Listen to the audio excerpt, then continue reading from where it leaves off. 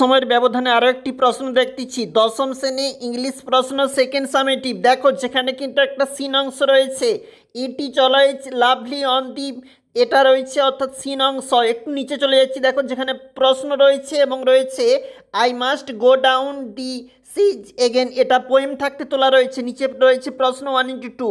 Next দেখো unseen passage বলেছে, unseen passage যেখানে রয়েছে তোমরা অবশ্যই দেখবে। এবং নিচে রয়েছে প্রশ্ন 1:4, টু ফলস রয়েছে। 1:4 যেখানে প্রশ্নপত্রের মান রয়েছে। একটু নিচের দিকে চলে যাচ্ছি, দেখো যেখানে অ্যান্সার দ্য ফলোয়িং কোশ্চেন, অর্থাৎ অ্যাটলিস্ট চলে যাচ্ছে আরেকটা পেজে, অর্থাৎ 3 নম্বর পেজটা দেখো কি বলতেছে।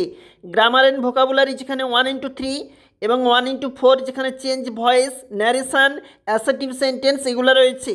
একটু নিচে চলে যাব যেখানে কোশ্চেন নম্বর 3 থাকতে তোমাদের একটা অংশ থেকে থাকে। এবং নিচে রয়েছে writing skill paragraph on discipline in academic life.